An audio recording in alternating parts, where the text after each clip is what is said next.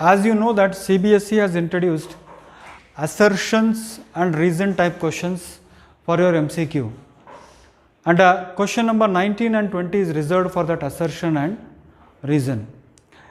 Today we will take up some of the topics and discuss about what is assertion and what is reasoning. See here, see the word assertion means a confident and a forceful statement और a fact or a belief. अगर मान लीजिए assertion का मतलब होता है एक confident statement और belief उसको बोलते हैं हम assertion. Reason मतलब उसका कारण. For example, take a quadrilateral here. Suppose if I draw a quadrilateral ABCD, okay? I am drawing a quadrilateral here ABCD, right? And let us say that this angle is equal to 100, okay? Right? And say this angle is equal to say 80, okay? This angle is equal to say 80. Say this angle is equal to 110 and this angle is equal to say 70, okay? ABCD is a quadrilateral. ABCD is a quadrilateral in which angle A is equal to 100 degree, angle B is equal to 80 degree, angle C is equal to 70 degree, angle D is equal to 110 degree. Suppose if I say like that, and below this assertion, this is my assertion, ये मेरा assertion है. मेरा assertion क्या है कि ABCD एक quadrilateral है जिसके अंदर angle A 100 है, angle B 80 है, angle C 70 है और angle D 110 है. और नीचे मैं लिखूंगा sum of all angles of a quadrilateral is equal to 360 degree. ऊपर मेरा सेंटेंस क्या है कि ABCD नाम का एक क्वाड्रिलैटरल है जिसके अंदर एंगल A इतना है, एंगल B इतना है, एंगल C इतना है, एंगल D इतना है. और नीचे मैं लिखता हूँ reason the sum of all angles of a quadrilateral is how much 360. तो इसका मतलब ऊपर जो मैं बता रहा था आपको असर्शन, उसका रीजन जो है वो नीचे है. तो इसीलिए मेरा आंसर होगा both assertion A and reason R are true and reason R is correct explanation of assertion A. यानी मैंने आपको बोला था कि ये क्वाड्रिलैटरल है जिसके अंदर सारे एंगल मिलाकर 360 है. नीचे मैं को कह रहा हूँ कि भाई सारे एंगल्स मिला के 360 है. यानी ऊपर का जो सेंटेंस है उसका ये जवाब है नीचे वाला.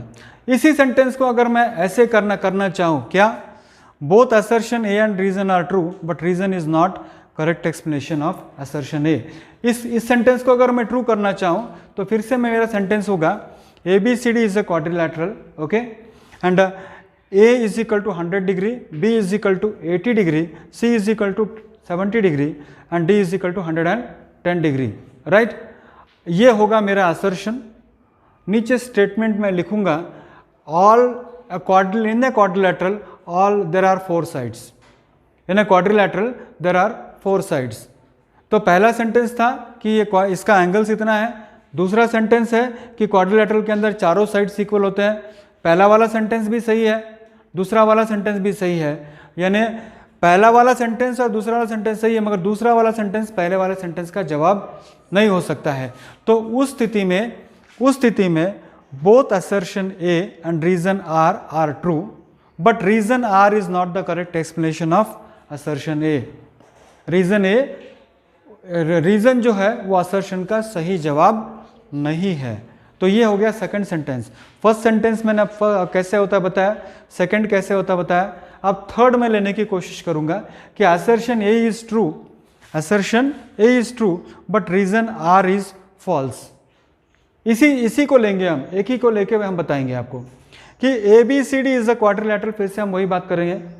Angle A is equal to 100 degree, 100 degree और angle B is equal to 80 degree, angle C is equal to 70 degree और angle D is equal to 110 degree. ये मेरा असर्शन है, right?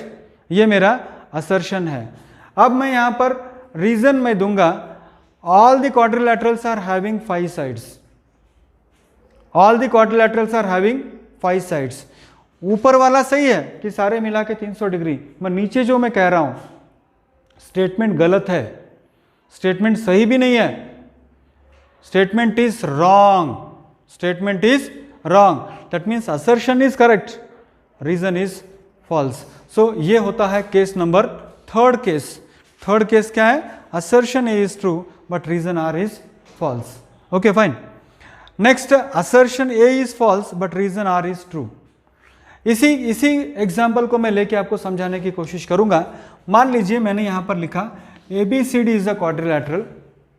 ABCD is a quadrilateral where angle A is equal to 100 degree, angle B is equal to 80 degree, angle C is equal to 80 degree and angle D is equal to 110 degree.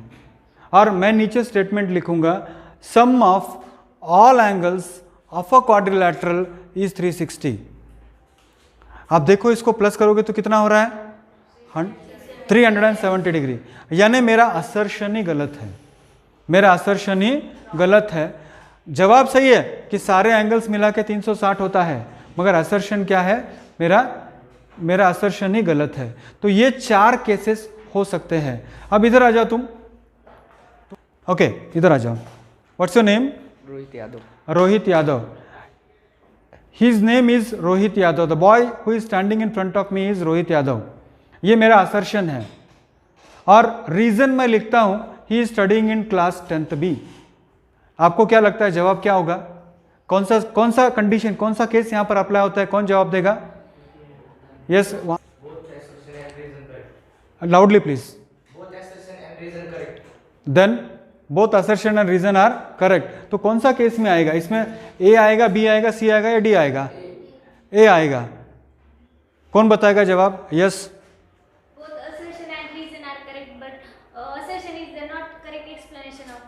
Yes, very nice, very good answer. देखिए ये रोहित यादव है, ये सही है, मगर क्या ये रोहित यादव होने की वजह से 10th बी में है? अगर इसका नाम कुछ और भी होता तो ये 10th बी में होता ना. इसका नाम कुछ और भी होता तो ये 10th बी में होता. यानी मैं आपको ये बताने की कोशिश कर रहा हूं कि असर्शन भी सही है, स्टेटमेंट भी सही है, मगर स्टेटमेंट असर्शन का सपोर्ट नहीं कर रहा है. ओके, इसका नाम कुछ और भी होता, मान लीजिए संकेत एड़के अगर होता तो भी ये 10th बी में पड़ता. Name has nothing to do with the class, so that is what I mean. Got my point? So ये होता है असर्शन. असर्शन के अलग अलग केसेस. इसके अलावा भी केसेस बन सकते हैं, मगर आपके किताब में, आपके जो मैंने सैम्पल पेपर देखा है, इसके अंदर 4 ही केसेस है. ठीक है, जाओ. Thank you. Sum of the zeros of the quadratic polynomial x squared minus 2x plus 8 is 2, then the value of k is what? 1. The value of k is 1. यानी देखिए आपको पॉलिनोमियल क्या दिया है यहां पर? x squared minus 2kx plus what? 8. Okay, 8 दिया है. और जो फॉर्मूला यूज करना है, what is the formula for sum of zeros? Formula क्या है सम ऑफ जीरोज का? या कोएफिशिएंट ऑफ x यानी -2k. तो कोएफिशिएंट है ऑफ, या minus of coefficient of x divided by coefficient of x square, and that is equal to what? Sum is equal to how much? Sum आपको कितना दिया है? 2 दिया है. तो minus of minus is plus, so 2k is equal to 2, यानी k is equal to how much? Assertion is right. Sir इतना पूरा लंबा मेथड करना है क्या? बिल्कुल नहीं करना है लंबा. आप शॉर्ट में कर सकते हो, ओरली भी कर सकते हो आप. -2k by -1 is 2k. 2k is equal to 2 means k is equal to 1. Orally भी हो सकता है इसको. Right. Next, sum of zeros of quadratic polynomial ax square plus bx plus c is equal to -b by a. तो आपको क्या लगता है what is the correct answer? कौन बताएगा? Just yes.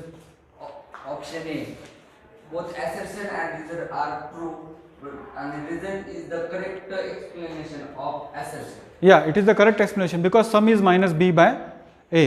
तो तुम्हारा आंसर होना चाहिए both assertion A and reason are true and R is the correct explanation of assertion A.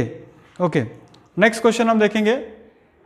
The graph of y equal to fx is shown in the figure for the polynomial f at x. The number of zeros of f at x is 4. Reason, the number of zeros of the polynomial f at x is the number of point which fy cuts and touches the axis. What do you say? पहला sentence, what do you say of first sentence? इसके कितने zeros हैं? Yes, other draw. Assertion is true. हाँ. Reason are false. Why assertion is true and reason is false? Because number of zeros are touching x-axis. हाँ, या very nice answer. देखो यहाँ पर 1 2 3 4 zeros है, यहाँ पर जीरोस कितने हैं 4 है, तो the first sentence is right, first sentence is right, but second sentence क्या है, एफ वाई पे कट नहीं होना चाहिए, एफ एक्स पे कट होना चाहिए, इसीलिए असर्शन सही है मगर रीजन क्या है, फॉल्स है। Okay, very nice. Next question, assertion है if the zeros of the quadratic polynomial x squared minus 2kx plus 8 are negative of each other then the value of k is 0। Negative of each other है तो value of 0 क्या होगा, 0 होगा। Product of zeros of a quadratic polynomial ax square plus bx plus c is c by a। What do you say, क्या होगा यहाँ पर, negative अगर है तो yes, what do you want to say, हाँ Both assertion and reason are correct, but reason is the not correct explanation of this. Zeros of the quadratic polynomial are negative of each other. एक अगर alpha है तो दूसरा कितना होगा, minus alpha, तो alpha plus minus alpha is equal to what, minus of coefficient of x, minus of coefficient of x। What is the coefficient of x, minus of that by coefficient of x square कितना है, तो alpha plus of minus alpha is how much, minus of minus is how much, 2k by 1। So this will be equal to what, 0 into 1, so 0 is equal to 2k, so k is equal to how much, 0। So k is equal to 0, this assertion we have to do it, see children, these things you have to do it very fast, since I am explaining in the class it's taking a lot of time, but you have to be very fast। okay, simple it is, I'll tell you the technique। देखो इसको technique क्या बोल सकते हैं आप, coefficient of x is 0 है, okay, अगर एक अल्फा और are negative of each other मतलब सम इज ऑलवेज 0। इसको सिंपल करने के लिए मेथड में आपको बता दूं, zeros are negative of each other तो सम ऑलवेज क्या होता है, 0 होता है। रेसिप्रोकल हो तो प्रोडक्ट क्या होता है, 1 होता है ना। तो सिंपल सी बात है कि 2 minus 2k will be equal to 0, so k is equal to 0, that's all. ये करने की भी आपको जरूरत नहीं है। Okay, so first part is okay, second part is product of zeros of quadratic polynomial is c by a। what do you say, ये भी सही है, फर्स्ट वाला भी सही है, सेकंड वाला भी सही है, मगर क्या सेकंड वाला फर्स्ट का जवाब है, नो। तो कौन सा आंसर आएगा, ऑप्शन, या ऑप्शन बी ये वाला होना चाहिए। Both assertion A and reason R true, but reason R is not the correct explanation of assertion A. सही है ना, उसका जवाब ये नहीं हो सकता, राइट।